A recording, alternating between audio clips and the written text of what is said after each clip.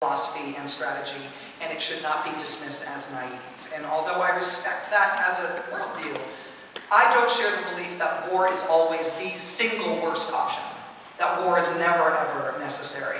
And because I feel that way, I respect and support the decision of our country to maintain a robust military.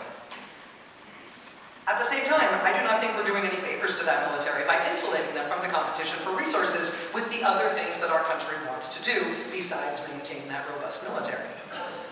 I mean, in part, the problem is that we then saddle the military with all sorts of stuff that doesn't make sense for its own priorities. You know, there's this fight now over the sequester and whether the sequester is going to get done. The fight last year between the Pentagon and Congress was over tanks. Didn't get all that much attention, nationwide attention, but that was the big standoff between the Defense Department and Congress. It's over these tanks, and the standoff was that Congress really wanted the Pentagon to have these tanks. And the Pentagon did not want the tanks. It's kind of crazy, right? I mean, Congress is demanding that they spend the money over the objections of the people who they want to spend it. Fights are supposed to be about politicians wanting to cut, you know, and then the entrenched bureaucracies and their constituencies say, no, no, no, don't cut us. But in this particular type of fight, this field of our public policy, it's backwards. Take this extra money in your budget. No, we don't want to. Yes, you have to. And you know, who won that fight was Congress. Now the Pentagon has to have all these tanks it doesn't want, doesn't have anywhere to put. This is not the kind of fight we have in any other public policy area in America. And the insulation that causes, and I think does no favors to the decisions on how exactly we spend defense dollars. It's a variation of the same insulation I think plagues the decisions about what we do with our military. Essentially, this book is about an idea that I have, that over the past 30 or 40 years, in a non-partisan way, in a way that was non-conspiratorial, that was really just trying to get around hassle, trying to get around these annoying impediments to doing stuff that we wanted to do. We changed our way of going to war, so it is not so much of a hassle anymore. And I do think it's a nonpartisan problem. I think presidents and other leadership on both sides, they keep making decisions that make the use of force easier and slicker and less controversial and less of a pain, particularly for civilians who might vote on the subject. So, for example, you know, you don't want to get Congress on board. You come up with ways to go to war without even really involving Congress. If your birth president is Poppy Bush, you will not have lived through this, but there was a guy named Ronald Reagan who was president, and he decided to invade a tiny country called Grenada. And there's a lot on Grenada in the book, mostly because it's amazing. But I think the reason it's historically important is because Ronald Reagan started this war in Grenada for the reasons that he wanted to start it. And not only did Congress not make the decision about whether or not we were going to have that war, Congress basically didn't know it was going to happen until it happened. And that set a precedent. I mean, Congress got mad about it, but it set a precedent. If you don't want to upset not just Congress, but you don't want to upset the population at large by calling out too many people to go participate in your war, one of the ways you can augment the number of people you call up with people who maybe don't get as much political attention is to use private contractors. And private companies don't even have to tell anybody when their personnel are killed in a war zone or injured. Policymakers can count on them not being missed in the same way that soldiers are. So that was really pioneered under Dick Cheney, but when he was Defense Secretary. Is there a member of the Cheney family here? Please, can I interview you? If anybody knows a Cheney, please give them my number. When Dick Cheney was Defense Secretary, it is very easy, especially when you're saturated in a great blue dot like we are right now. It's easy to boo anything associated with Dick Cheney, but Dick Cheney really pioneered the sort of outsourcing of things that had previously been core military functions in Gulf War I. So we had a lot more contractors in Gulf War I than we'd ever had before. But it didn't end up just being a Dick Cheney thing.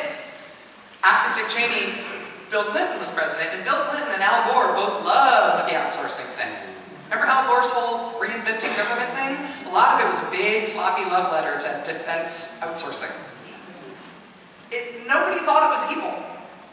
Or only some of the people doing it thought it was evil, and the rest of them didn't.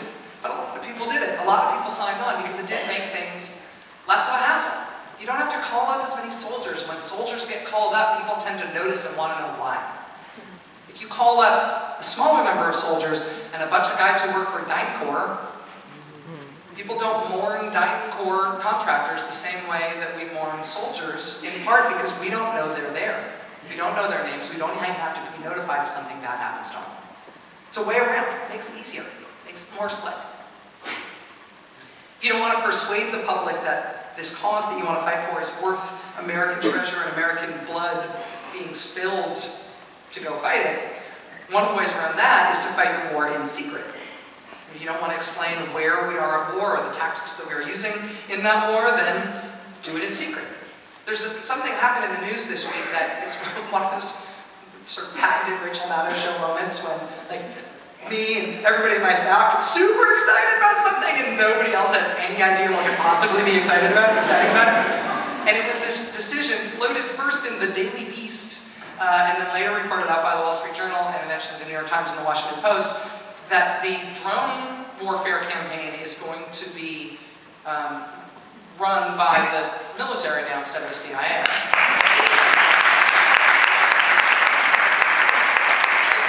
Well, if it takes that long to explain it, why are you so excited about it?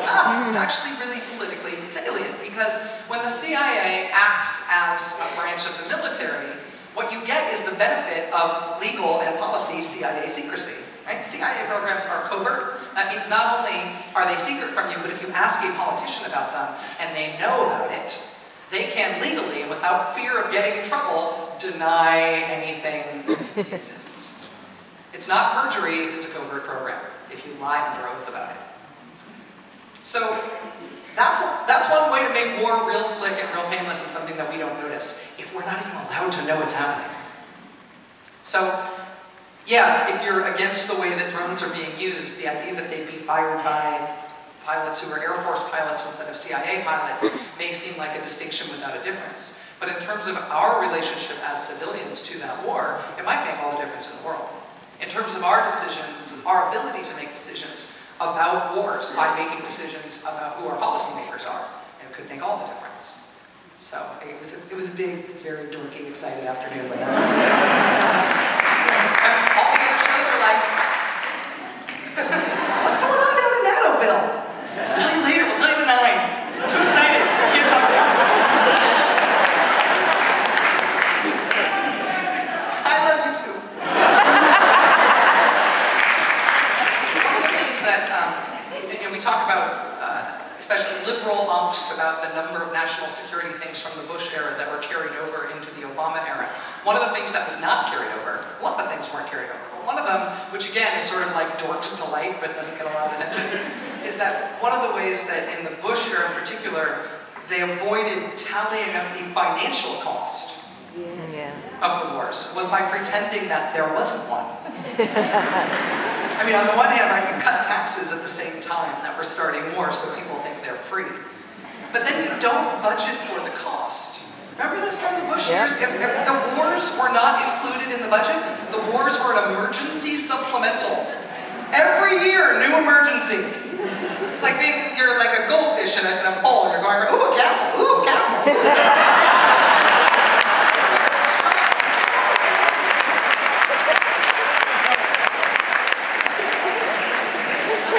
Stop doing that.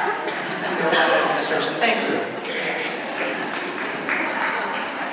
We've come up with all these ways to wage war in ways that got around all of the constraints that used to be there for waging war. Congress having to not only make a decision about war, but know about it in advance and debate it. That's something that was there on purpose.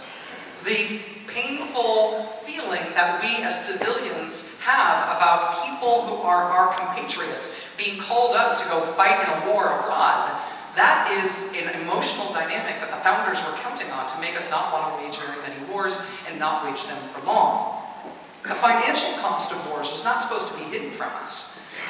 We probably wouldn't have a country if the colonists weren't so vocally pissed about footing the cost of British wars. I mean, the Bill of Rights, there's the weird one, right? Quartering soldiers? Seriously, was that a problem? Yes, that was a problem. We really resented having to foot the bill and having to materially support what we saw as British military adventurism. And so our founders designed